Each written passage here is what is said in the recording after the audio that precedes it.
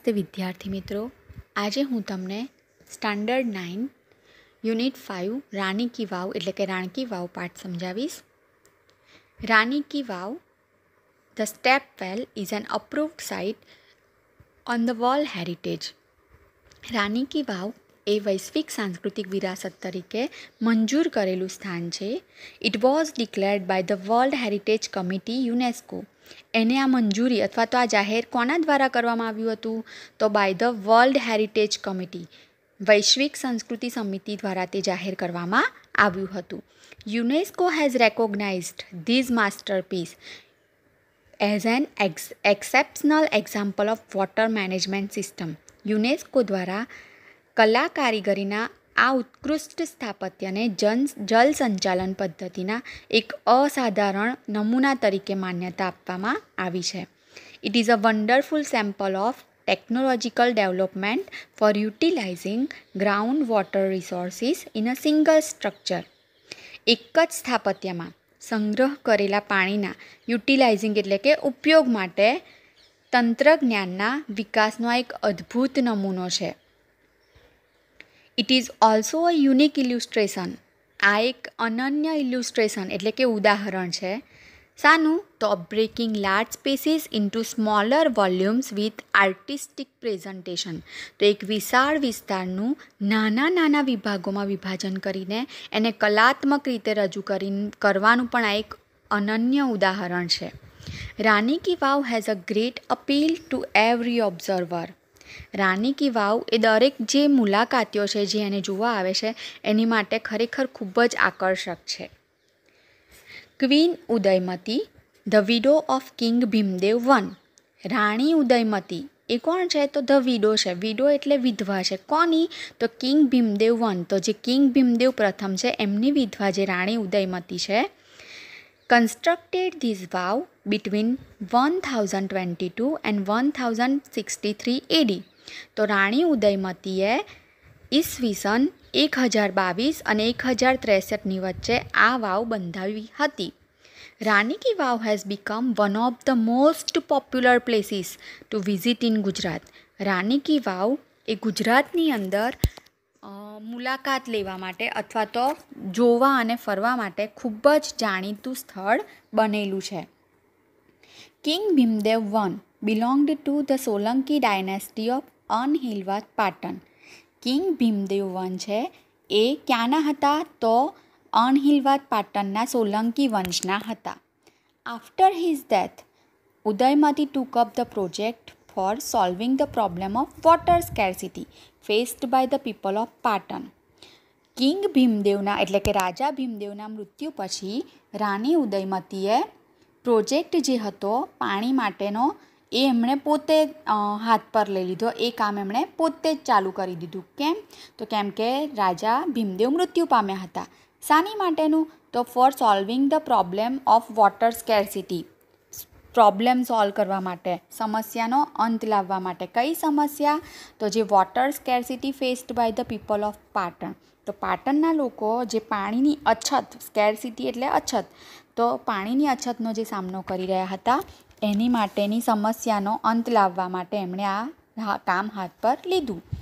Unfortunately પણ બદનસીબે the queen also died before the completion of this structure. રાણી પણ આ બાંધકામ પતે એ પહેલાં મૃત્યુ પામ્યા. In the world of architecture, બાંધકામની દુનિયામાં અથવા તો સ્થાપત્યની દુનિયામાં her beautiful idea has received immense appreciation. એમનો જે આ સુંદર વિચાર છે વાવ બંધાવાનો, એમના આ વિચારને ખરેખર ખૂબ જ પ્રશંસા મળેલી છે. Queen stepwell or Rani ki Vav is a 7-storied structure. Rani ki Vav જે છે એ 7 માળનું એક સ્થાપત્ય છે. ધીસ ઇસ્ટ ફેસિંગ સ્ટેપવેલ, આ પૂર્વાભિમુખ જે વાવ છે એ 64 મીટર્સ લોંગ, એ 64 મીટર લાંબી, 20 મીટર્સ વાઇડ, 20 મીટર પહોળી, એન્ડ 27 મીટર્સ ડીપ, અને 27 મીટર ઊંડી છે. ઈચ સ્કલ્પચર, દરેક શિલ્પકૃતિ, પેસેજ, માર્ગ પિલર, સ્તંભ એન્ડ પેવેલિયન અને મંડપ. ઇન ધીઝ મેગ્નિફિસન્ટ સ્ટ્રક્ચર, આ અદ્ભુત મંત્રમુગ્ધ કરી દે તે બાંધકામમાં હેઝ એન્ચેન્ટિંગ કાર્વિંગ્સ, એની અંદર ખૂબ જ સુંદર આપણે મંત્રમુગ્ધ થઈ જઈએ, જોતા જ રહી જઈએ તેવી કાર્વિંગ્સ એટલે કે કોતરણી કામ કરેલું છે. ઓન ઇટ્સ સાઇડ વોલ્સ, તેની દિવાલો ઉપર ધેર આર અરાઉન્ડ 800 સ્કલ્પચર્સ, તેની ઉપર આશરે લગભગ 800 જેટલી શિલ્પકૃતિઓ છે. There are nearly 400 big sculptures of different gods and goddesses in the Vav at present. અત્યારે હાલમાં આ વાવમાં વિવિધ દેવી દેવતાઓની આશરે 400 જેટલી શિલ્પકૃતિઓ છે. These numbers would have been many more in the past in its original structure. બની શકે કે ભૂતકાળમાં એનું જે મૂળ સ્થાપત્ય હતું એમાં આ 400 કરતાં વધારે હોઈ શકે. Each story has narrow corridor for the visitors to appreciate beauty of sculptures and carvings engraved on the wall. Each story એટલે કે દરેક માળ has a narrow corridor. એમાં નેરો એટલે કે સાંકડી અને કોરિડોર એટલે કે પરસાળ. વિઝિટર્સ એટલે મુલાકાતીઓ. તો દરેક માળ ઉપર મુલાકાતીઓ માટે એક સાંકડી પરસાળ છે. શાની માટે? તો ટુ અપ્રિસિએટ, વખાણ કરવા માટે. શાના? તો ધ બ્યુટી ઓફ સ્કલ્પચર્સ, આ જે શિલ્પકૃતિઓ છે એની સુંદરતાના વખાણ કરવા માટે. એન્ડ કાર્વિંગ્સ એન્ગ્રેવ્ડ, જે કોતરણી કામ એની ઉપર કોતરવામાં આવ્યું છે એની દિવાલો ઉપર, એના વખાણ કરવા માટે એક પડસાર છે જેમાંથી મુલાકાતીઓ એને જોઈ શકે છે અને વખાણ કરી શકે છે. Even the pillars of the Vav are not exceptions to it. એના જે સ્તંભો છે વાવના એ પણ આમાં અપવાદ નથી, એટલે કે એ પણ એટલા જ સુંદર છે. They display splendid artistic marvel on the stone. એ શું દર્શાવે છે? તો તે પથ્થર પર ભવ્ય કલાત્મક શ્રેષ્ઠતા દર્શાવે છે. In fact the vav is solely dedicated to Vishnu. હકીકતમાં જોઈએ તો આ જે વાવ છે એ સોલલી એટલે કે ફક્ત, ડેડિકેટ એટલે કે અર્પણ કરવામાં આવી છે. કોને? તો ખાસ કરીને આ વાવ વિષ્ણુ ભગવાનને અર્પણ કરવામાં આવી છે. One can find Vishnu in different shapes and postures. આ વાવની અંદર તમે જાઓ તો વિષ્ણુના વિવિધ રૂપ અને મુદ્રાઓ જોઈ શકો છો. શેપ્સ એટલે એના આકાર અને પોસ્ચર્સ એટલે એની મુદ્રાઓ જોઈ શકો છો. After Vishnu next important statue ease of Parvati. Vishnu ભગવાન પછી આપણે જો જોઈએ તો બીજી મહત્ત્વની મૂર્તિ જે છે આ વાવમાં એ પાર્વતીની છે. Nearly 15 galleries have the sculptures of Parvati. આશરે 15 જેટલી ગેલેરીમાં પાર્વતીની શિલ્પકૃતિઓ છે. 12 statues of goddesses Gauri together at the same place are rarely found anywhere. 12 statues of goddesses Gauri એટલે કે ગૌરી માના 12 જેટલા સ્ટેચ્યુઝ એટલે કે મૂર્તિઓ, અને એ પણ એક જ જગ્યાએ, એક જ સ્થળે અને એક સાથે, એ રેરલી એટલે કે ભાગ્યે જ ક્યાંક જોવા મળે એવું છે. The sun temple of Modhera has it. જે મોઢેરાનું સૂર્ય મંદિર છે એમાં આવી રીતે પાર્વતી એટલે કે ગૌરી માના 12 સ્ટેચ્યુ આવેલા છે. This vow has also all the 12 statues of Gauri. આ વાવમાં પણ એ 12 મૂર્તિ જે ગૌરી માની છે એ છે.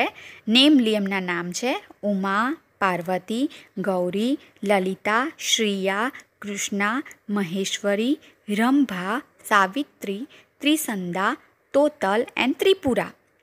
બિસાઇડ્સ, આ ઉપરાંત ગણેશા, અગ્નિ, વાયુ. Besides there are many statues of God and goddesses.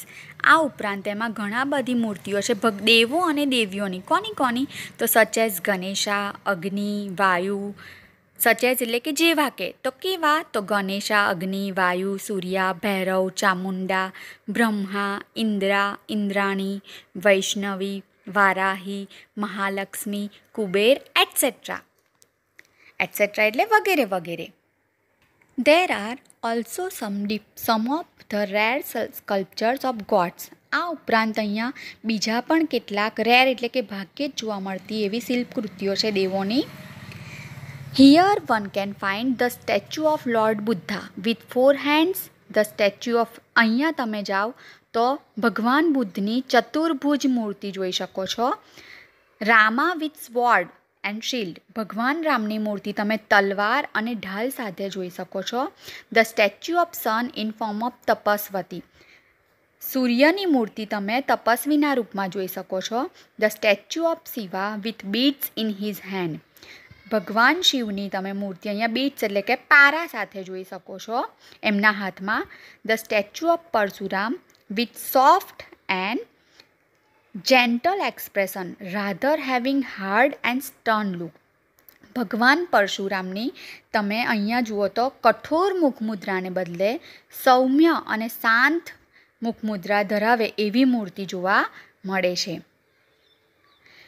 Sum of the sculptures display contemporary lifestyle, અમુક શિલ્પકૃતિઓ બતાવે છે, શું બતાવે છે તો કન્ટેમ્પરરી લાઇફસ્ટાઇલ એટલે કે સમકાલીન જૂની પુરાણી જીવનશૈલી દર્શાવે છે.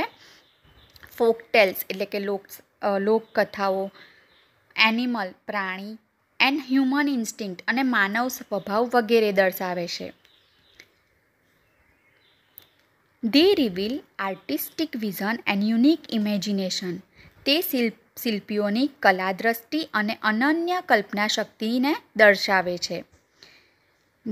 There are nearly 300 statues of apsaras, અહીંયા તમને આશરે 300 જેટલી અપ્સરાઓની મૂર્તિ પણ જોવા મળે છે. The sculptures presented a vast range of emotions and feelings on the faces of the apsaras, જે શિલ્પકૃતિઓ છે એમણે અપ્સરાઓના મોં પર મનોભાવ અને સંવેદનાઓનો વિશાળ ફલક દર્શાવ્યો છે. They display variety of different moods and situations, એ એમના અલગ અલગ મિજાજ અને પરિસ્થિતિઓની વિવિધતા પણ દર્શાવે છે. Most of them present Vishnu in his 10 different અવતાર્સ, એમાંના મોટા ભાગના જે છે એ વિષ્ણુ ભગવાનના 10 અવતાર દર્શાવે છે. The most attractive sculptures are those of, એમાંના જે સૌથી આકર્ષક શિલ્પકૃતિઓ છે એ છે વારા, એ કયા અવતાર છે તો વારા, વામન, નરસિંહા, રામ, કલ્કી, Mahishasura Mardini. The apsaras with 16 different makeup styles add to the grace of this unmatched structure. 16 વિવિધ શૃંગાર શૈલી સાથેની આ અપ્સરાઓની મૂર્તિઓ ખૂબ જ આકર્ષણ અને એની મોહકતામાં વધારો કરે છે. The stepwell also focuses on the holiness of water and its great significance in Indian culture. આ જે વાવ છે એ ફોકસ કરે છે એટલે કે એની ઉપર પ્રકાશ પાડે છે અથવા તો આપણને દર્શાવે છે શું તો હોલીનેસ ઓફ વોટર, પાણીની પવિત્રતા એન્ડ ઇટ્સ ગ્રેટ સિગ્નિફિકન્સ, એનું મહત્ત્વ દર્શાવે છે. શાની અંદર તો ઇન્ડિયન કલ્ચરમાં એટલે કે ભારતીય સંસ્કૃતિમાં. The vav is the most developed, આ જે વાવ છે એ ખૂબ જ વિકસિત, ઇલેબોરેટ એટલે કે ઝીણવટપૂર્વક કરેલ કામ, એન્ડ ઓર્નામેન્ટેડ એક્ઝામ્પલ અને અલંકૃત ઉદાહરણ છે. શાનું તો સબમર્જ્ડ આર્કિટેક્ચર, પાણીની સપાટી નીચે જે કામ કરે તે. It sings the glory of development of stepwells in India, તે ભારતમાં વાવના વિકાસની ગૌરવ ગાથા છે. This Vav is a large and complex type of stepwell, આ વાવ છે એ ખૂબ વિશાળ અને એની રચના ખૂબ જ અટપટી છે. It has ornamented panels of structure, તેમાં શિલ્પકૃતિઓની અલંકૃત તકતીઓ પણ છે. It lay buried under the mud due to floods first, it lay buried under the mud એટલે કે તે કાદવની નીચે કેટલાય ટાઈમ સુધી દટાયેલી રહેલી હતી. And then vanishing of the river Saraswati, અને પછી સરસ્વતી નદીમાં જે નદી જે સુકાઈ ગઈ હતી એના કારણે પણ એ થોડી એનું રચના બગડી ગઈ હતી. It was hidden under the layers of silt for almost 7 centuries. It was hidden under the layers of silt, silt એટલે કાદવ, તો કાદવની નીચે દટાયેલી રહી હતી ક્યાં સુધી તો ઓલમોસ્ટ 7 centuries એટલે કે 700 વર્ષ સુધી તે કાદવમાં દટાઈ રહેલી હતી. The archaeological survey of India એટલે કે ભારતના પુરાતત્વ વિભાગે એટલે કે ASI took a great care, એમણે ખૂબ જ કાળજી રાખી. શાની માટે? તો ટુ પ્રિઝર્વ ધીસ સ્ટ્રક્ચર, આ સ્થાપત્યને સાચવવા માટે આર્કિયોલોજીકલ વિભાગે ખૂબ જ કાળજી રાખી છે. ઇન ફેબ્રુઆરી 2013 2013માં ફેબ્રુઆરી મંથમાં ASI nominated this Vav for the world heritage site. ASIએ આ વાવને વૈશ્વિક સાંસ્કૃતિક વિરાસત તરીકે નિમી. With the excellent teamwork by the ASI and state government of Gujarat. ASI અને ગુજરાતની સરકાર દ્વારા બંનેના ખૂબ જ સરસ સહયોગથી it got recognition by the UNESCO દ્વારા તેને માન્યતા આપવામાં આવી. તો વિદ્યાર્થી મિત્રો, આ પાઠમાં તમારે અઘરા શબ્દો લખવાના છે, વોકેબ્યુલરી લખવાની છે, કોમ્પ્રિહેન્શન, લેંગ્વેજ પ્રેક્ટિસ, રાઇટિંગ છે, એ બધી એક્સરસાઇઝ તમારે લખવાની છે.